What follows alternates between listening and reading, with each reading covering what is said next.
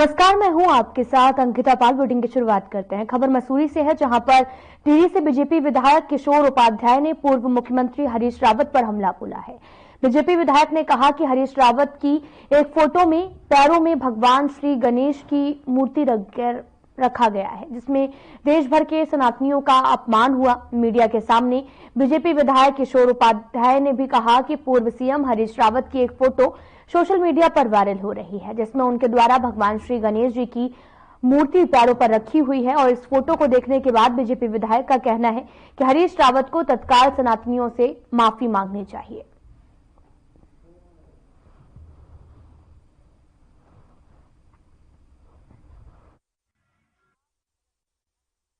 नेमनी एक जो बहुत ही विद्वान है और शब्दों का जो उनके पास भंडार है, मेरे ख्याल से बहुत कम लोगों में होगा। राजीव नयन बहुना जी, और उनकी बहुत तीक्ष्ण दृष्टि रहती है और वरिष्ठतम पत्रकार भी हैं इस प्रदेश में।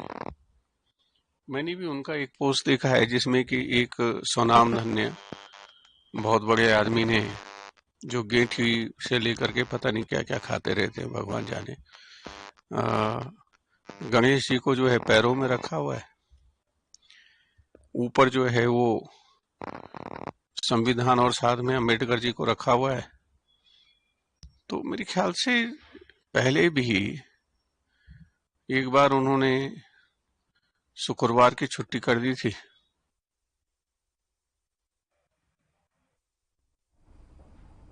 उत्तराखंड में स्वच्छता सर्वेक्षण होने जा रहा है, जिसको लेकर नगर निगम देहरादून ने अपनी तैयारियां पहले से ही तेज कर दी हैं। मुख्य नगर आयुक्त नमामि बंसल ने भी बताया कि नगर निगम देहरादून की प्राथमिकता है। देहरादून को स्वच्छ देहरादून बनाया जा सके, इसके लिए भी नगर निगम देहरादून हर समय तत्पर है। अलग अलग वार्डों से कूड़ा उठाने का कार्य तेजी से किया जा रहा है। इसके साथ ही कई टीम और देहरादून में भी लगातार काम कर रही है। साथ ही उन्होंने कहा कि देहरादून में नगर निगम कूड़ा उठान के साथ कूड़े का निस्तारण समय से हो सके, इसके लिए काम करता रहे, ताकि देहरादून के निवासियों को किसी भी तरह की परेशानियों का सामना न करना पड़े।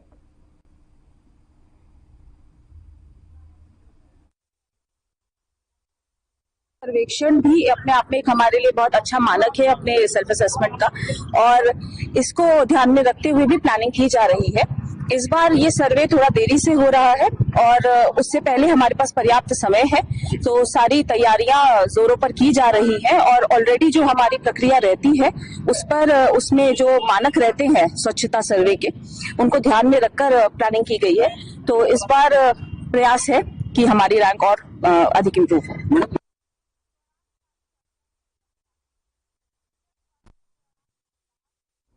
उत्तराखंड पावर कॉर्पोरेशन लिमिटेड की कोशिशों के बाद अब प्रदेश भर में बिजली चोरी की घटनाओं में कमी आई है। यूपीसीएल के प्रबंध निदेशक अनिल कुमार ने भी बताया कि पहले के मुताबिक काफी कमी बिजली चोरी की घटनाओं में आई है। इससे पहले बिजली चोरी करीब 24% होती थी, जो कि करीब 10% के करीब आ गई है। वहीं विभाग की भी कोशिश जारी है। कोशिश है कि इस प्रतिशत को भी शून्य किया जाए। साथ ही विभाग स्मार्ट मीटर लगाने की दिशा में कार्य कर रहा है।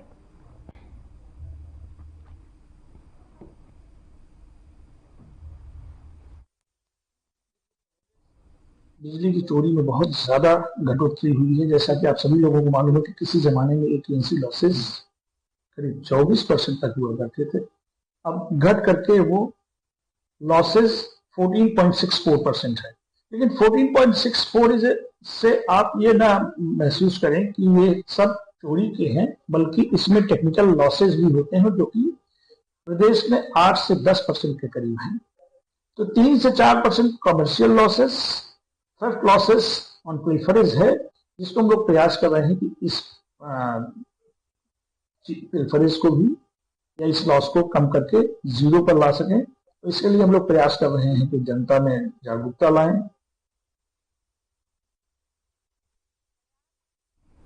उत्तराखंड में निकाय चुनाव की अधिसूचना इसी सप्ताह जारी की जा सकती है। प्रदेश के शहरी विकास मंत्री प्रेमचंद अग्रवाल ने जानकारी दी है और 100 नगर निकायों में मेयर, अध्यक्ष से लेकर वार्डों की आपत्तियों का निपटारा भी किया जाएगा।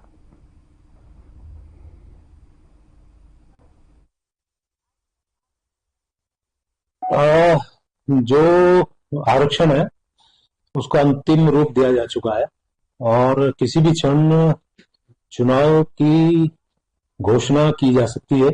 और मुझे सभी से ये अनुरोध करना है कि अब सभी लोग चुनाव के लिए जो जो इच्छुक है तैयारी करें और बहुत जल्द अपने उस उत्तराखंड में निकाय के चुनाव होने जा रहे हैं।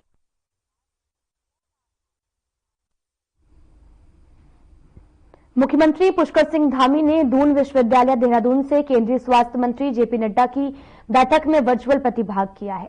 इस बैठक में राष्ट्रीय क्षय उन्मूलन कार्यक्रम के अंतर्गत 100 दिवसीय टीबी उन्मूलन अभियान पर चर्चा की गई है और बैठक में मुख्यमंत्री पुष्कर सिंह धामी ने केंद्रीय स्वास्थ्य मंत्री का आभार जताया है। विगत 100 दिवसीय टीबी उन्मूलन अभियान के लिए उनके मार्गदर्शन को महत्वपूर्ण बताया। मुख्यमंत्री ने बैठक में अवगत भी करवाया कि राज्य के 13 में से 8 जनपद 100 दिवसीय टीबी उन्मूलन अभियान के लिए चिन्हांकित हैं और जिसमें से राज्य सरकार लगातार डिटेक्शन, ट्रीटमेंट और प्रिवेंशन पर कार्य कर रही है। वहीं राज्य के सभी जनप्रतिनिधि, उद्योगपति, अधिकारी और आमजन भी इस कार्यक्रम में हिस्सा ले रहे हैं। साथ ही ये भी बताया कि राज्य में सभी के सहयोग से अब तक 23,800 टीबी मरीजों को निक्षय मित्रों द्वारा गोद लिया गया है। आपको बताते चले कि टीबी उन्मूलन अभियान पर चर्चा की गई है। सीएम धामी ने वर्चुअल प्रतिभाग भी लिया है और यहां पर बैठक करके जानकारी ली। दरअसल टीबी उन्मूलन अभियान लगातार जारी है। केंद्रीय स्वास्थ्य मंत्री जेपी नड्डा ने भी बैठक की है और लगातार अब लोगों को जो है वो जागरूक किया जा रहा। टीबी उन्मूलन अभियान पर चर्चा हुई है और जिसको लेकर वर्चुअली ये बैठक हुई। तस्वीरें भी आपको दिखा रहे हैं जहां पर जेपी नड्डा भी मौजूद रहे हैं।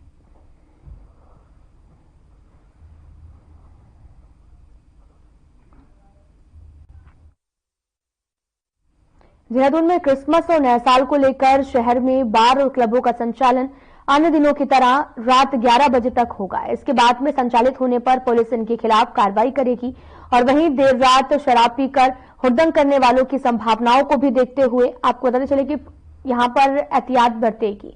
पुलिस और प्रशासन संयुक्त रूप से मिलकर Christmas, Mussoorie, winter line, carnival और साथ ही नए साल के भी होने वाले आयोजन के लिए योजना बना रही है। एसपी सिटी प्रमोद कुमार ने भी बताया कि जिले में बार और क्लब या फिर इस तरह के प्रतिष्ठानों के लिए रात 11 बजे तक खुलने का समय तय है।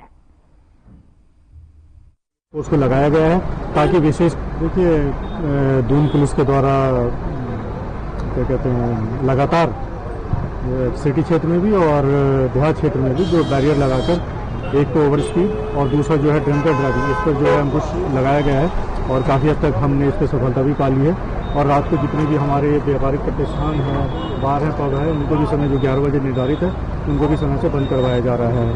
और इसके साथ ही साथ प्रत्येक जो है हमारी जो 17 बैरियर मेरे सिटी क्षेत्र के हैं और बाकी जो 17 या 16 बैरियर जो हैं देहात क्षेत्र के हैं, सभी में पर्याप्त मात्रा में पुलिस फोर्स को लगाया गया है ताकि विशेषकर जो नवयुवक जो रात को बेवजह इधर उधर घूमते रहते हैं उनको भी रोककर उनके। अल्मोड़ा में महिला सशक्तिकरण को बल देने के लिए जिला प्रशासन ने एक नई पहल की शुरुआत की है। ग्रामीण उद्योग वेग वृद्धि परियोजना की ग्रामोत्थान योजना के द्वारा स्वयं सहायता समूहों की 18 महिलाओं के लिए रोजगार के अवसर प्रदान किए गए। इस योजना के तहत 10 ई रिक्शा वाहन समूहों की भी महिलाओं को उपलब्ध कराई गई है और इन ई रिक्शा वाहनों का ट्रायल RCM मॉल अल्मोड़ा से शिखर होटल तक किया है। ट्रायल कार्यक्रम का शुभारंभ जिलाधिकारी आलोक कुमार पांडे ने हरी झंडी दिखाकर किया। इस दौरान उन्होंने कहा कि यह प्रयास महिलाओं की आर्थिकी को बढ़ावा देने के साथ ही महिला सशक्तिकरण को भी बल देना है। उन्होंने कहा कि आज ये इसका ट्रायल किया गया है, इसका विधिवत शुभारंभ भी जल्द किया जाएगा।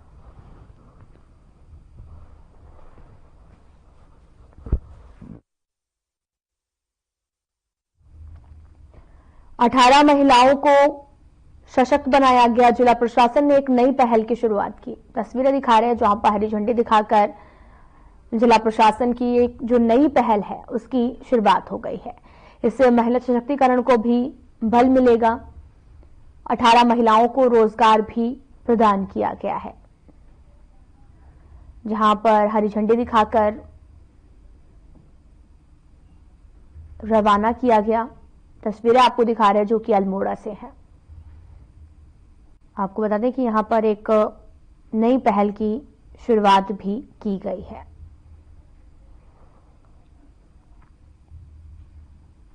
फिलहाल यहां रुकते हैं एक छोटे से ब्रेक के लिए।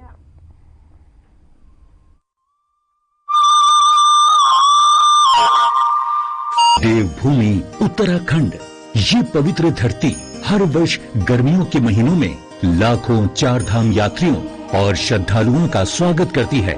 सर्दियों में धामों के कपाट बंद हो जाते हैं, लेकिन इस दौरान भी चार धामों की पूजा अर्चना उनके शीतकालीन प्रवासों में अनवरत की जाती है, जहां बड़ी संख्या में तीर्थयात्री दर्शन के लिए आते हैं।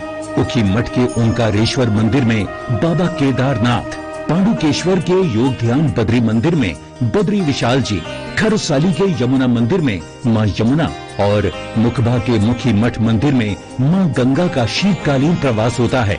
चार धाम के साथ साथ कार्तिक स्वामी, महासु देवता, मां हाट काली, जागेश्वर धाम, नैना देवी, कैची धाम सहित बहुत से धार्मिक पौराणिक महत्व के मंदिर हैं, जहां प्रतिवर्ष लाखों श्रद्धालु हर मौसम में शीश नवाने आते हैं। प्रधानमंत्री श्री नरेंद्र मोदी जी के मार्गदर्शन और मुख्यमंत्री श्री पुष्कर सिंह धामी जी के नेतृत्व में राज्य सरकार का संकल्प है कि श्रद्धालुओं के लिए इन तीर्थ स्थलों के दर्शन पूरे साल सुगम और सुरक्षित रूप से होते रहें। हमारी सरकार प्रयास कर रही है कि यात्रा शीतकाल में भी चले, ताकि चारों धामों के दर्शन का लाभ हमारे सभी श्रद्धालुओं को, देश विदेश के पर्यटकों को मिलता रहे। सर्दियों के मौसम में धार्मिक स्थलों के दर्शनों के साथ साथ उत्तराखंड में अनेक मनमोहक पर्यटन स्थल हैं, जहां यात्रियों को सर्दियों की खिली धूप, बर्फ से ढके पहाड़ों, निर्मल नदियों, झीलों की खूबसूरती का एक अलग ही अनुभव होता है। पर्यटकों की सुविधा के लिए सभी पर्यटन स्थलों और यात्रा मार्गों पर ठहरने की सुविधाओं और आवश्यक सेवाओं के पर्याप्त इंतजाम किए गए हैं।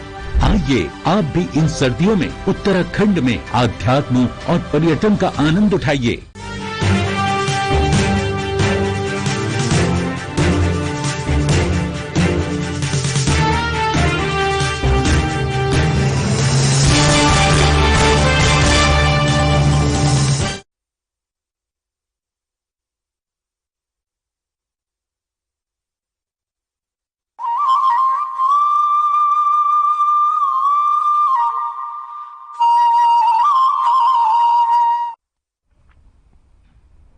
ब्रेक के बाद स्वागत है आप सभी का। रुख करते हैं खबरों की तरफ। शीतकालीन चारधाम यात्रा को लेकर उत्तराखंड पुलिस ने अपनी तैयारियों को चाक चौबंद करना शुरू कर दिया है। प्रशासनिक स्तर पर शीतकालीन यात्रा में अतिरिक्त पुलिस फोर्स तैनात करके यात्रा को सुगम और सुरक्षित बनाने के लिए लगातार प्रयास किए जा रहे हैं, जिसे लेकर आपको बताते चले कि आईजी गढ़वाल रेंज राजीव स्वरूप ने बताया कि शीतकाल के दौरान पहाड़ी क्षेत्रों में बर्फबारी भी देखने को मिलती है, जिससे कई मार्ग अवरुद्ध होने की आशंका भी बनी रहती है। ऐसे में संवेदनशील इलाकों को चिन्हित किया जा रहा है ताकि शीतकालीन यात्रा के दौरान किसी भी श्रद्धालु को दिक्कतों का सामना न करना पड़े।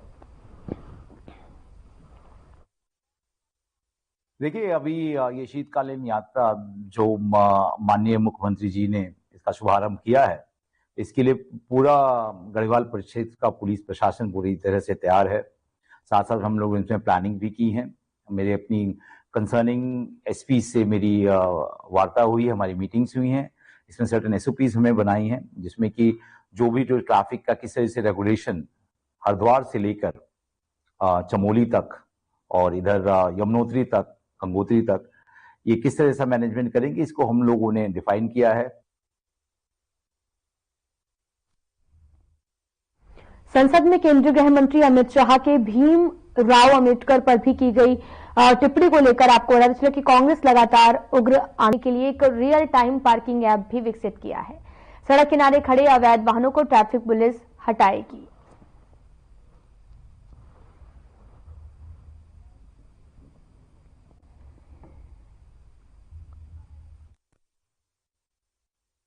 देखिए, ऐसा है कि इस समय लगातार लॉन्ग वीकेंड भी पड़ रहा है। पहले तो हमारा क्रिसमस बनेगा, उसके बाद विंटर कार्निवल मसूरी में 26 से 30 तक है, उसके बाद 31 और 1 और फिर 4, 5, 6 लगातार सैटरडे और संडे, और उसके बाद गुरु गोविंद सिंह जी की जयंती है।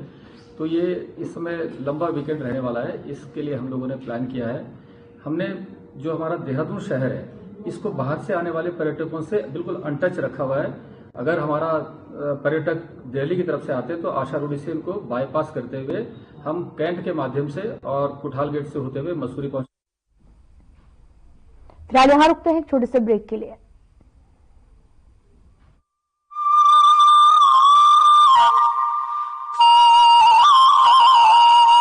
देवभूमि उत्तराखंड, ये पवित्र धरती हर वर्ष गर्मियों के महीनों में लाखों चार धाम यात्रियों और श्रद्धालुओं का स्वागत करती है।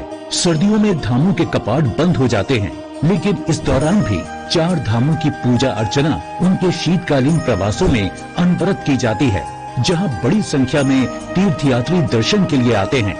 उखी मठ के ओंकारेश्वर मंदिर में बाबा केदारनाथ, पांडुकेश्वर के योग ध्यान बद्री मंदिर में बद्री विशाल जी,